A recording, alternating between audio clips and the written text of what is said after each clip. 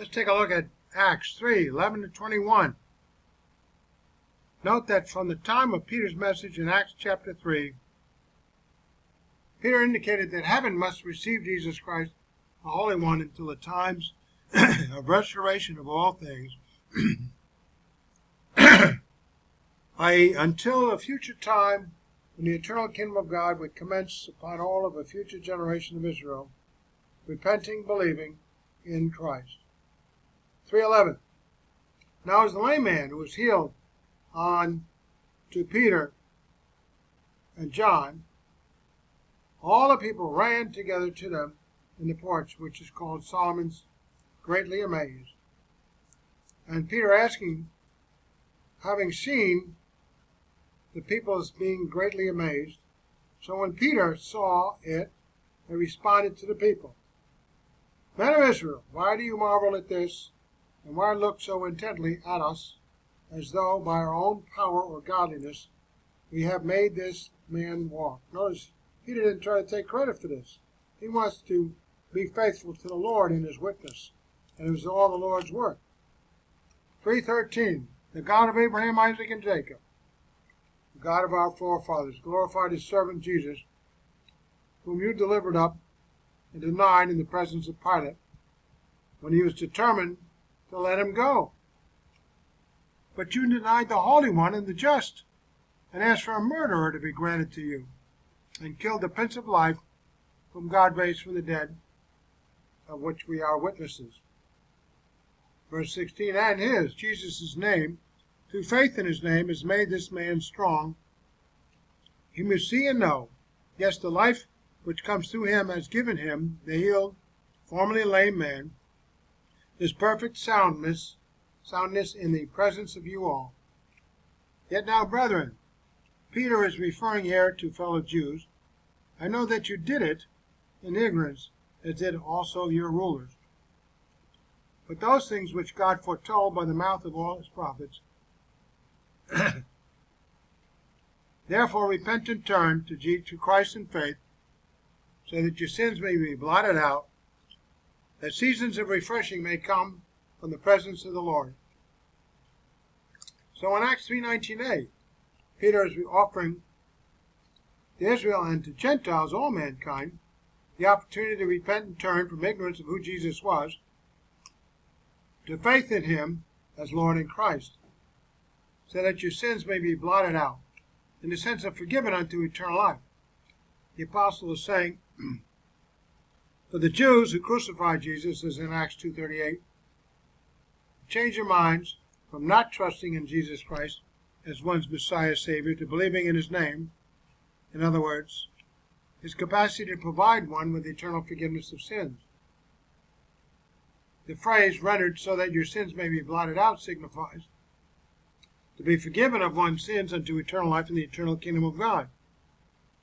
On the other hand, Peter preached in Acts 3:19b that seasons of refreshing may come from the presence of the Lord, i.e., that one believes in Jesus Christ for forgiveness, so that one will enter that eternal kingdom of God when it commences and everything is restored.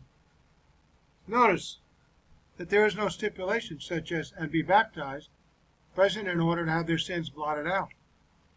So evidently, water baptism is symbolic. Furthermore, there is nothing stipulated in this passage about receiving the gift of the Holy Spirit. In view of Acts 2:38's stipulation of repentance and baptism, followed by forgiveness of sins and Holy Spirit reception, we may conclude that the water baptism is not required for forgiveness of sins. But once one is baptized, there follows the reception, in the order of time, of the Holy Spirit in the group of Jews who are in view in chapters 2 and 3 of Acts. Don't make this a general pattern throughout the Bible, as many do. Those Jews responsible for the death of Christ at the beginning of the transition period of the church age who are repented and believed, they are in view. On the other hand, the time frame for the commencement had changed. Commencement of the kingdom.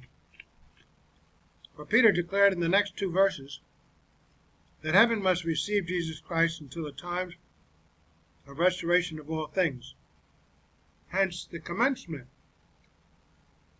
of the eternal kingdom of God was not imminent at the time of Peter's message. But when that time comes, God will send his Son, Jesus Christ, to rule his eternal kingdom forever. There it is, Acts 3:20. And that he, God the Father, may send Jesus Christ, who was preached to you before, whom heaven must receive until the times of restoration of all things, which God has spoken by the mouth of all his holy prophets since the world began. So Peter indicated to his audience of Jews that God, the Father, verse 18, will send his Son, Jesus Christ, to the earth, who Peter reminded was repeatedly preached to the Jews and to all mankind since the world began. But for the present time, Peter declared in verse 21, heaven must receive him until the times of restoration of all things, which God has spoken by the mouth of all his holy prophets since the world began. So, our Lord Jesus Christ will come to earth to commence his eternal kingdom rule when it is time. And at the moment of his second coming, all of a generation of Israel will recognize and trust in our Messiah as a result of God's enablement and Israel's subsequent response of faith.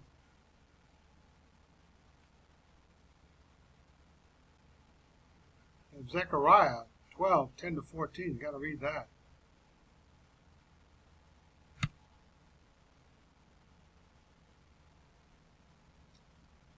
Zechariah 12:10, I will pour out on the house of David and on the inhabitants of Jerusalem the spirit of grace and supplication, so that they will look on me, Jesus Christ, whom they have pierced. Wow, right here in Zechariah.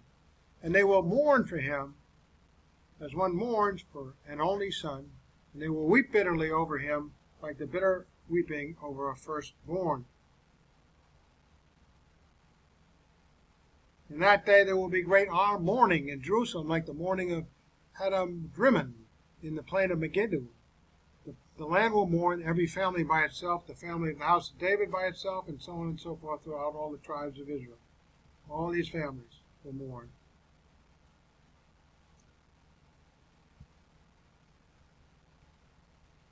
So the phrases that seasons of refreshing may come from the presence of the Lord, in verse 19, and until the times of restoration of all things, in verse 21, refer to the commencement of the eternal kingdom of God.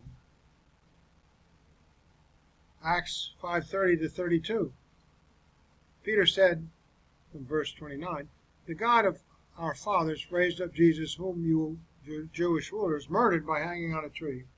Him God has exalted to his right hand to be Prince and Savior, to give repentance to Israel and forgiveness of sins. And we are witnesses to these things, and so also is the Holy Spirit whom God has given to those who obey him. Notice that Peter declared that repentance was given to Israel in the sense of all Israelites being given the opportunity to repent, believe unto forgiveness of sins, and to eternal life in the eternal kingdom of God. Furthermore, Paul adds that the Holy Spirit was also given to those who obeyed God. Since water baptism is not stipulated in this passage, then it is not essential for forgiveness of sins. Notice that. Only the repentance and the faith is stipulated, which evidently does not include water baptism. On the other hand, water baptism is something for the believers to obey, which according to Acts 2:38 is followed by the reception of the Holy Spirit for the Jews, those Jews, in particular only those Jews who crucified Jesus, who are in view in chapters 2 and 3 and 5 of Acts. Acts 10:34-48. In Acts 10, chapter 10, Peter addresses the Gentiles with the same message he has been preaching relative to forgiveness of sins unto eternal life in the eternal kingdom of God, albeit the reception of the gift of the Holy Spirit comes at the moment of faith alone, before water baptism. Acts 10:34.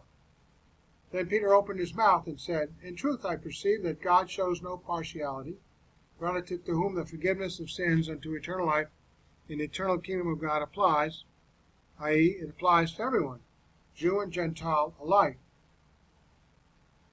35. In every nation, whoever fears him and works righteousness is accepted by him. The phrase rendered, but in every nation, i.e., Jew and Gentile alike, whoever fears him and works righteousness is accepted by him, in the sense of whoever of every nation of mankind believes in Jesus Christ for forgiveness of sins. That's Acts 10:43, which comes up. Until the reception of the righteousness of Christ is accepted by God in the sense of having eternal life and entering the eternal kingdom of God. 10:36. The word which God sent to the children of Israel, preaching peace through Jesus Christ. He is Lord of all. That word, you know, which was proclaimed throughout all Judea and began from Galilee after the baptism which John preached. It's all coming from John the Baptist, and even before that, Isaiah and so on. Joel chapter 2. How God anointed Jesus of Nazareth with the Holy Spirit and with power, who went about doing good and healing all who were oppressed by the devil, for God was with him. And all that healing and doing good testified to who he was. No one did that like him.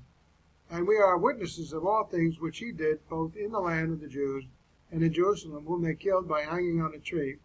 Him God raised up on the third day and showed him openly, and not to all the people, but to witnesses chosen before by God, even to us who ate and drank with him after he arose again from the dead. Remember, he appeared to Peter first, then the 12, and then hundreds, over 500. And that's Acts 15, 1 Corinthians 15. And he commanded us to preach to all the people and to testify that it is he, Jesus, who was ordained by God to be judge of the living and the dead. Acts 10:43, key verse. To him, Jesus Christ, all the prophets witness then that through his name, whoever believes in him will receive remission of sins. Where's the baptism? No, it's not there. See, it's not essential for remission of sins. Symbolic, but not essential. And you get rewarded for that. But it won't produce the results. Your faith produces the results in that faith alone. Notice that the Old Testament prophets indicated that with a moment of faith alone in the Christ, the Messiah, Savior alone, one will receive remission, i.e., forgiveness, personal forgiveness of sins unto eternal life. Your sins are paid for. You don't receive anything until you believe in that payment, and you get forgiveness of sins unto eternal life in the eternal kingdom of God. Acts 10:44. While Peter was still speaking these words, the Holy Spirit fell upon all those who heard the word. This implies that those that heard Peter's words evidently believed in Jesus Christ for forgiveness of sins in the eternal kingdom of God, Gentiles included, whereupon they received the gift of the Holy Spirit. And those of the circumcision, Jews, who believed were astonished, as many as came with Peter, because the gift of the Holy Spirit had been poured out on the Gentiles also. Notice that. To the Jew first, then the Gentile. Notice, or then the Greek. Note that the phrases rendered the Holy Spirit fell upon, 10:44, and the gift of the Holy Spirit has been poured out on, are saying the same thing, that they have been baptized by the Holy Spirit. Notice that this occurred when the Gentiles believed before they were baptized, water baptized. Acts 10:46, for they heard them speak with tongues, known languages, and magnify God. Then Peter answered, can anyone forbid water, that these should not be baptized who have received the Holy Spirit just as we have? And he ordered them to be baptized in the name of Jesus Christ. Then they asked him to stay on for a few days. Notice that Gentiles in this time frame, after the Lord's ascension, received the gift of the Holy Spirit as well as forgiveness of sins unto eternal life when they believed, i.e., when they repented in the sense of changing their minds from not believing to believing in Christ, providing the forgiveness of sins through his atoning sacrifice. No water baptism, no change of behavior, simply a moment of faith alone in Christ alone. Thereafter, as verses 46 to 48 indicate, water baptism was to be administered, evidently to symbolize one's forgiveness, symbolized through a moment of faith alone in Christ alone. For at the moment of faith alone in Christ alone for forgiveness of sins unto eternal life, and before the Gentiles were water baptized, those that exercised the moment of faith immediately exemplified having been baptized with the Holy Spirit, with speaking in tongues, known languages, and magnifying God. Must have been some Jewish unbelievers there, corroborating their water baptism was symbolic and not contributory